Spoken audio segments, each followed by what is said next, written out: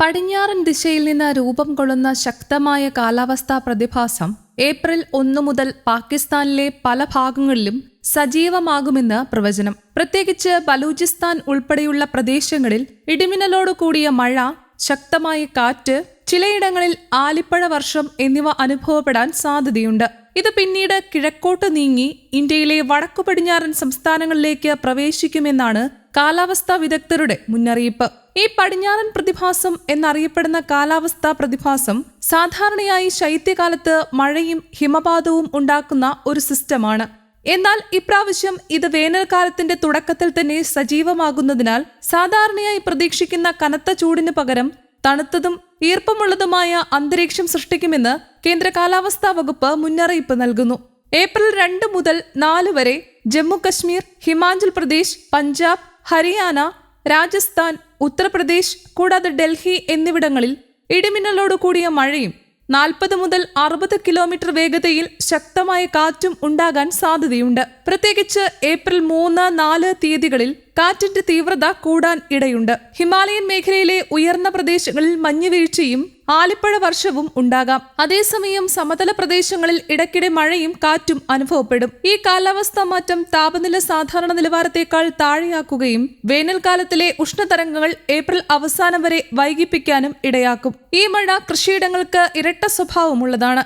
റാബി വിളകൾക്ക് ആവശ്യമായ ഈർപ്പം ലഭിക്കുന്നതിനാൽ കർഷകർക്ക് ഇത് സഹായകരമാകും.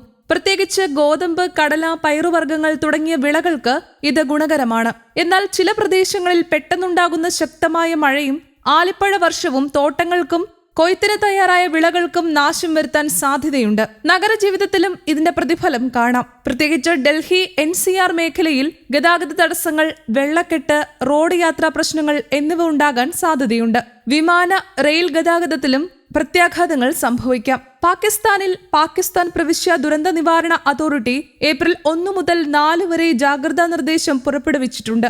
തീരദേശവും തെക്കുപടിഞ്ഞാറൻ പ്രദേശങ്ങളിലും വൈകുന്നേരത്തോടെ മഴ ആരംഭിച്ച് പിന്നീട് ഉൾനാടുകളിലേക്ക് വ്യാപിക്കുമെന്നാണ് പ്രവചനം. ചില സ്ഥലങ്ങളിൽ കനത്ത മഴയും ശക്തമായ കാറ്റും ചെറിയ ആലിപ്പഴ വർഷവും ഉണ്ടായേക്കാം. കുന്നിൻ പ്രദേശങ്ങളിലും താഴ്ന്ന പ്രദേശങ്ങളിലും വെള്ളപ്പൊക്ക സാധ്യത നിലനിൽക്കുന്നതിനാൽ ജനങ്ങൾ അനാവശ്യ യാത്രകൾ ഒഴിവാക്കണമെന്നും വീടുകളുടെ ചുറ്റുപാടുകളിലുള്ള അയഞ്ഞ വസ്തുക്കൾ സുരക്ഷിതമാക്കണമെന്നും അടിയന്തര ആവശ്യങ്ങൾക്കുള്ള കിറ്റുകൾ തയ്യാറാക്കി വെക്കണമെന്നും അധികൃതർ നിർദ്ദേശിക്കുന്നു. ഇത് ഒരു രാജ്യത്തിനുള്ളിലെ പ്രശ്നമല്ലെന്നതും ശ്രദ്ധേയമാണ്. പടിഞ്ഞാറൻ പ്രതിഭാസം സാധാരണയായി മിഡിൽ ഈസ്റ്റ് മേഖലയിൽ രൂപം കൊണ്ട് പാകിസ്ഥാൻ വഴി ഇന്ത്യയിലേക്ക് നീങ്ങുന്നവയാണ്. അതിനാൽ തന്നെ പാകിസ്ഥാനും ഇന്ത്യയും തമ്മിലുള്ള കാലാവസ്ഥാ ബന്ധം വളരെ അടുത്തതാണ്.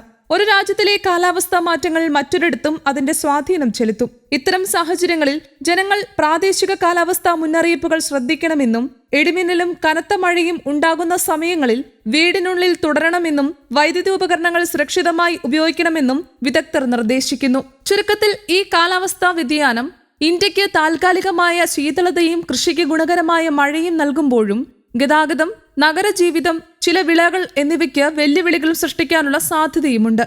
അതേസമയം സംസ്ഥാനത്ത് കനത്ത വേനൽമഴ തുടരുകയാണ്. മുഴുവൻ ജില്ലകളിലും ഇന്നും നാളെയും മഴ ലഭിക്കുമെന്ന് കേന്ദ്ര കാലാവസ്ഥാ വകുപ്പ് അറിയിച്ചിട്ടുണ്ട്. മുഴുവൻ ജില്ലകളിലും നേരിയ മഴയ്ക്ക് സാധ്യതയുള്ളതിനാൽ ഗ്രീൻ അലർട്ട് പ്രഖ്യാപിച്ചിട്ടുണ്ട്. വെള്ളിയാഴ്ച മഴയ്ക്ക് നേരിയ കുറവുണ്ടാകുമെങ്കിലും വാരാന്ത്യത്തോടെ വീണ്ടും ശക്തമാകുമെന്നാണ് മുന്നറിയിപ്പ്. ഒറ്റപ്പെട്ടയിടങ്ങളിൽ ഇടിമിന്നലോട് കൂടിയ മഴയ്ക്ക് സാധ്യതയുണ്ടെന്നും കേന്ദ്ര കാലാവസ്ഥാ വകുപ്പ് അറിയിച്ചു. അടുത്ത 3 മണിക്കൂറിൽ ആലപ്പുഴ, എറണാകുളം ജില്ലകളിൽ ഒറ്റപ്പെട്ടയിടങ്ങളിൽ ഇടിമിന്നലോട് കൂടിയ നേരിയ ഇടത്തരം മഴയ്ക്കും മണിക്കൂറിൽ 40 കിലോമീറ്റർ വരെ വേഗതയിൽ ശക്തമായ കാറ്റിനും സാധ്യതയുണ്ട്. കണ്ണൂർ, കാസർഗോഡ് ജില്ലകളിൽ ഒറ്റപ്പെട്ടയിടങ്ങളിൽ നേരിയ മഴയ്ക്കും സാധ്യതയുണ്ടെന്ന് കേന്ദ്ര കാലാവസ്ഥാ വകുപ്പ് അറിയിച്ചു. News desk, Kerala Kaumudi.